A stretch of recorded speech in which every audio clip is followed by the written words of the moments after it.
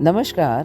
PhD में दाखिले की तैयारी में जुटे छात्रों के लिए बड़ी खुशखबरी है। उन्हें पीएचडी में दाखिले के लिए अब अलग-अलग विश्वविद्यालयों के चक्कर नहीं लगाने होंगे, बल्कि अब उन्हें UGC NET national eligibility test के ज़रिए पीएचडी में दाखिला मिलेगा। विश्वविद्यालय अनुदान आयोग यूजीसी ने शोध से जुड़ी गतिविधियों को एक प्लेटफॉर्म पर लाने की पहल के तहत यूजीसी नेट के जरिए पीएचडी में दाखिला देने का फैसला लिया है।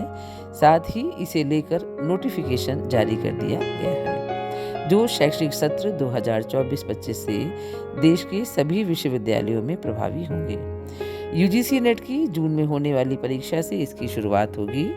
यूजीसी के अनुसार नई व्यवस्था के तहत यूजीसी नेट की परीक्षा का परिणाम अब 3 कैटेगरी में घोषित किया जाएगा। Category JRF junior research fellowship के साथ पीएचडी में दाखिले व सहायक अध्यापक के लिए योग्य छात्रों की होगी। दूसरी कैटेगरी पीएचडी में दाखिले के साथ ही सहायक अध्यापक के लिए पात्र छात्रों की होगी। वहीं तीसरी कैटेगरी उन छात्रों की होगी जो सिर्फ पीएचडी में दाखिला लेने वाले छात्रों की होगी। मौजूदा समय में यूजीसी नेट का परिणाम अभी सिर्फ 2 कैटेगरी में ही घोषित होता है। यह परीक्षा मौजूदा समय में साल में 2 बार जून और दिसंबर में आयोजित की जाती है। इसके आयोजन का जिम्मा एनटीए नेशनल टेस्टिंग एजेंसी के पास है, जो यूजीसी के मानकों के आधार पर परिणाम घोषित करते हैं। UGC chairman professor M Jagdish Kumar ने कहा है कि यह फैसला छात्रों के हितों को ध्यान में रखते हुए किया गया है।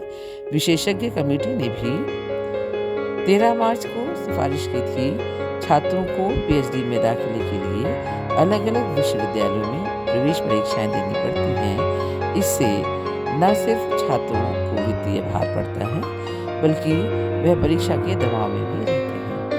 यूजीसी ने विश्वविद्यालय को यूजीसी नेट के स्कोर से पीएचडी में दाखिला देने के निर्देश के साथ ही मानक भी तय कर दिए हैं। कैटेगरी 2 और 3 में पात्र छात्रों को पीएचडी में दाखिले के लिए 70% वेटेज यूजीसी नेट के स्कोर का होगा, जबकि 30% वेटेज विश्वविद्यालयों के द्वारा लिए जाने वाले इंटरव्यू का होगा। आशा की जाती है कि पीएचडी करने के इच्छुक छात्र छात्राएं इस योजना से अवश्य लाभान्वित होंगे। Thank you all.